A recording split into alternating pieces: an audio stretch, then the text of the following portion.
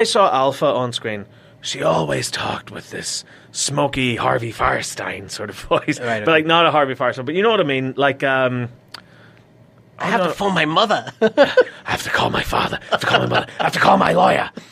Forget my lawyer. Oh, God. So good. Yeah. Great and Mrs. Doubtfire as well. But no, like sort of like a smoky kind of like woman sort of voice. Jessica Rabbit? No, not like that. Like a... I don't know. I don't know. But I'm like, assuming she doesn't. But she doesn't. Right. She talks like this. Oh, creepy. No. Oh. She just talks like a regular Southern woman. Oh, okay. I kind of feel like De Niro at the end of Cape Fear. You like Yeah. that? I learned that in prison. Yeah. Yeah. But she has this really kind of like, I just left another apple pie on the windowsill. Like, she has that type of voice. Yeah. Oh, Lord. And I don't know if that's going to work. Right, okay. Well, I suppose you have to decide what way you're going to go with it, like, but, yeah. But, like, for me, I always thought of... Because Alpha's the leader of the Whispers, and the Whispers are mental. Yeah. Like, they're absolute head cases. Some of the stuff that they do... They dress like zombies, don't they? They wear the like, skin skins suits, and but stuff, yeah. their community is... you have to be able to stand on your own. So, and that goes to very, very dark places in the They comic. struck me as kind of like the Reavers out of Firefly, that kind of... They are idea. sort of along those lines with what they do to their own kind, shall we say. Stuff that... Like, I remember we were having a conversation about 5 years ago going, how are they going to do Glenn's death in The Walking Dead? And it turns out they did it shot for shot. But with this, and what the Whisperers do, I don't think you can get away with that on TV. All right, okay. It's brutal. So, for Alpha to be the leader of this group, I was expecting like a Sigourney Weaver type voice or something like that. There's an actress out there, and I forget her name, but you know what I mean. That smoky authoritarian a voice. voice that makes you pay attention. Yeah. I mean, she even looks like a badass too, because there's a scene where the Whispers are approaching Hilltop in the trailer, and you see her knocking Whispers and zombies out of the way as she's marching to the head of the pack, and it's shot from behind. So you see like the bald head, and she's got really broad shoulders and stuff. And it looks so menacing. And then you hear this voice, and like the trailer ends with her going, "Hi, I'm Alpha." I was like, really? That's how you choose to end your trailer? And I don't know. It doesn't work for me. It might work whenever you see it in context of the show.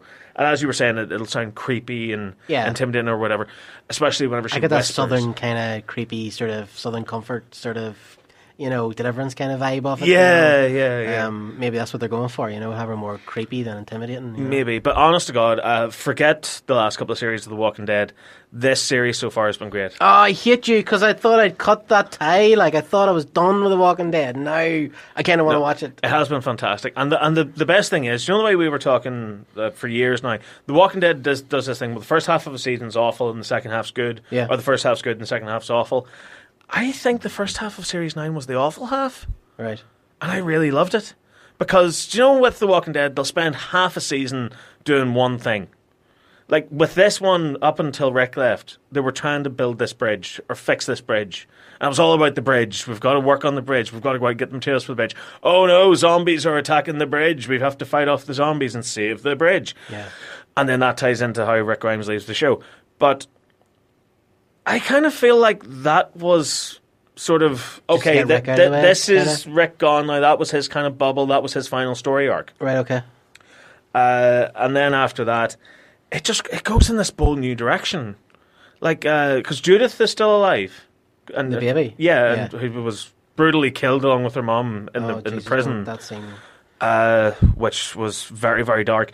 But no, she's... who's playing her? Yes! Do you know the little girl that played the little Ray in The Force Awakens? Whenever like she's being taken away. Yeah. She's Judith Grimes. So Judith is actually like a character now? She's like a 10-year-old now, and she wears Carl's hat. Negan helps her with her homework. Oh, so Judith has now become Carl, has she? Yeah. Right, okay. So yeah, fair enough. I mean, that's the way to go. Yeah, I thought it worked really well. Yeah. And like Negan has this great line where he goes, like, Judith asks him a question and goes, okay, so if a plane's travelling at this distance across the sky and leaves from this airport, and this plane's travelling across the sky at this speed and leaves from this airport, how long will it be before they meet and we'll have to change course? And Negan basically says, well, look at the sky. Do you see any planes? No. So who cares? Yeah. Like, this sort of stuff, this schoolwork stuff, this isn't going to help you in the real world. Get Michonne to teach you how to swing an axe. Get Daryl to teach you how to shoot a crossbow. One of the things that I did love about it was Negan. I love Negan. I think Jeffrey Dean Morgan is an amazing actor. He's better now.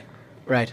Because I even watched Watchmen recently. Yeah, he's brilliant like the full extended edition of it. You know, there's like the Black Freighter and all, and additional scenes. Yeah. I gotta tell you, right? I loved it in the cinema. See watching it now in the world that we live in with comic books, and even in the world like, because there's like a scene where they're talking about how Rorschach is, you know, he's too right wing and all this kind of stuff. Yeah. Watchmen gives a whole new layer to it in the modern world.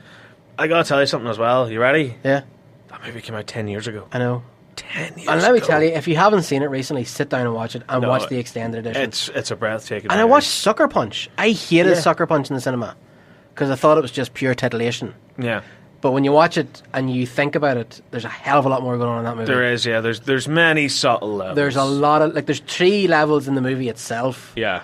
And whenever I watched it the first time, I'd put me off it. But then with the whole Snyder cut and blah, blah, blah, I've seen more people saying, like, Sucker Punch, you need to give it a second chance. Watched it a few weeks ago. I loved it. See, the trouble with Sucker Punch is I think it was too smart for the audience that it was marketed toward. Do you not think a lot of Snyder's movies suffer from that? Yeah, because like you're giving this guy as free rein, as you said earlier in the show. So he goes off and he writes these really intricate scripts where something isn't just a metaphor for something else. It's a metaphor for something else that already was a metaphor for the third thing. Yeah. You know? Because I think he subverts I think he does what Rian Johnson wanted to do with The Last Jedi, where you go in thinking you're getting one thing, and he gives you something completely different. But the trouble is, the thing that he does deliver, you can't market that. Yeah. So, like, how do you market something like Batman v Superman? You give it to a trailer house that's going to cut it to look like a big brawling action movie because it's called Batman v Superman. Same thing with Sucker Punch. Sucker Punch, I've never seen more base, more obvious marketing than I have for that movie, where it was like bunch of hot girls in skimpy clothes are kicking ass. Not wearing very much, fighting Go monsters. Go watch, eat your popcorn, but slaves. Like, even in the end of that movie, and John Hamm, do you remember John Hamm in the end? Yeah. The end of that movie's heartbreaking. Yeah. It's genuinely heartbreaking, the end of the movie. Yeah, where she has to sacrifice herself. Yeah, and he's the guy that with the hammer. It's just, oh my god, the end of that movie is so... But absolutely, if you haven't watched Sucker Punch and Watchmen in a while, go back and watch them, because they give you a hell of a lot more than you remember. No, absolutely right. But again, as I was saying about Jeffrey Dean Morgan in The Walking Dead, in Series 7 and 8, he did that thing, he did the lean thing. Yeah. Well, Rick. Yeah. I'm Negan, blah, blah, blah. He's not a cartoon character anymore. I'd say, is he more of a good guy now? Because even when I stopped reading the comics, Carl was talking to him in the cage. Yeah. I don't really know what came after that. That was sort of as far as I got in the comics. You never really know. You never know. But is he out in society again? Is he? No. I'm still following the comics. The last time we saw Negan was well over a year ago. And the last time you saw Negan, he had an interaction with Maggie. Because Maggie has never forgiven him for Glenn. Well, obviously. Even though, like, she's moved on. She's got herself, like, a new partner and stuff now. A lot of stuff goes down with Negan in the comics, basically. He initially is freed from his cage. He lives with the Whisperers for a while. He brutally murders their leader, takes the head to Rick and goes, I'm joining the team, Rick. So, basically, Rick and Andrea say to him, right, okay, you can help us with this, but after that, we will give you an outpost where you have to stay. You will never be a member of Alexandria, you'll never be a member of the Hilltop, or anything else. So he agrees, and he saves Rick's life multiple times. The two of them team up. That's the most bizarre piece of comic book literature I've ever read. Remember their team-up episode? I actually really loved their team-up episode. Yeah. The two of them were stranded together. I thought that was a pretty good episode. But, like, actually to see the two of them working together back to back. Like, there's even a bit where, like, Negan's, like, bashing the brains out of zombies, going like, you ever thought you'd see this day, Rick? We're working side by side. Smash. He says something along those lines in the episode, doesn't he, as well? Like, I never thought I'd see this happening. I'm almost sure he does. I can't mind. But, yeah, so... Basically, Maggie finds Negan, and Negan's kind of lost at this point, and he goes into a barn and he finds a baseball bat.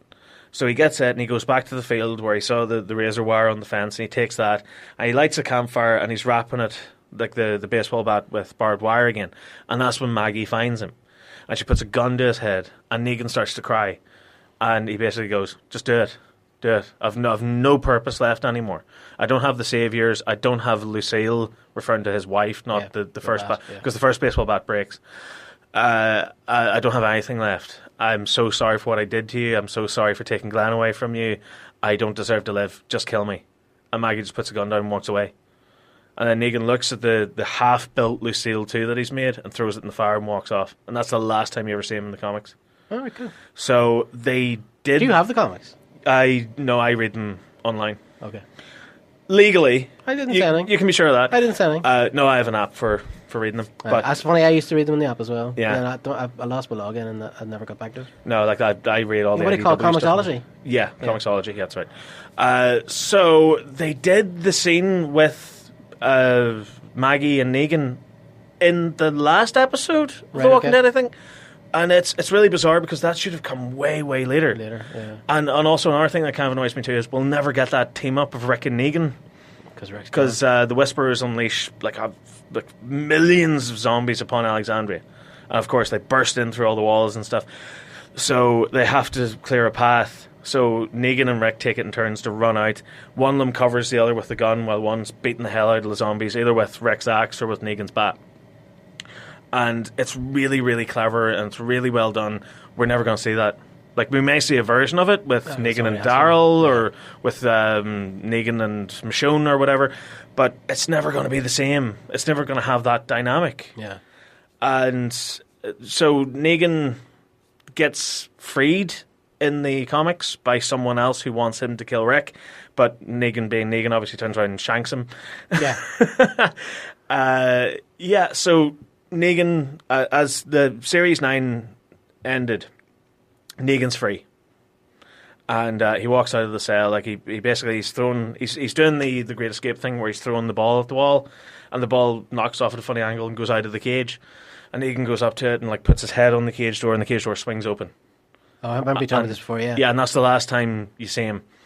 So I'm interested to see where it goes. I hope they stick with the comics because Negan has a huge role to play with the Whisperers whenever it comes to the Whisperers. Okay. And Beta as well, who's Alpha's right-hand man. Yeah. Carl had a huge role with Whisper War as well, and Lydia, and I think they're introducing Lydia. They've sort of introduced this guy to be Carl 2.0. Right. But he may as well be wearing a red shirt in an episode of Star Trek at this point. Okay. Because he's basically there to die. Lovely. So, I don't know what they're doing with this show at all, but whatever it is, it's working, and I like it. It's radically different from the comics. But it's still a good, fun show to watch. Okay. Right. Moving on from The Walking Dead. Damn you anyway, because I'm going to go and watch it now. Because I don't watch enough TV.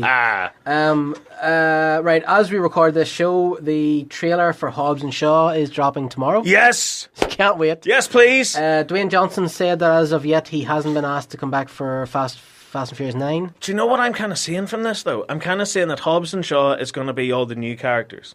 Yeah. And it'll be their sort of spin-off. Whereas Fast and Furious 9, I think, has to get back to the core characters. Oh, I think so too. I mean, the cast has gone mental in the last couple of years for those movies. So it's great to see Hobbs and Shaw. Mm-hmm. I'm there first night. Oh, I can't wait to see it. I think it's going to be fantastic. It's like, the big movie this year. Idris Elba's the bad guy. Idris Elba's the bad guy. I can't wait. Kurt Russell, please have Kurt Russell back. He's going to be in it. What do you call him? What's his name? Oh, I can't remember. Mr. Invisible, is it? Something like that. I just called him Kurt Russell. Yeah. So the trailer fast dropping, but yeah. So The Rock is saying that he's not going to be in Fast 9 as far as he knows, but he does think that he will be back at some point. Him and Vin Diesel still have that big beef thing going on, don't they? They don't get on. Yeah. I want to see that fight. Salad Fingers is back. Oh God, Rusty Spoon. Yeah. So like he launched something through Patreon, didn't he? Where like I don't know. I think the first episode anyway that I saw of it, the episode starts with this. Salad. You mean in Salad Fingers? Yeah. It was made possible by the people of Patreon. Right. All right. So this is the 11th episode. It's 5 years since Salad Fingers. He released a short a couple months ago whenever he reached 1 million subscribers on YouTube. Yeah. But this is the first episode of Salad Fingers in 5 years. And if you've never seen Salad Fingers, approach it with caution. Yeah. But very NSFW. Yes, and it's so macabre as well. but it's wonderful. My son actually watches it. I don't God. I don't even know how or why he finds Salad Fingers, but he watches it and he likes it. And while part of me is like, why are you watching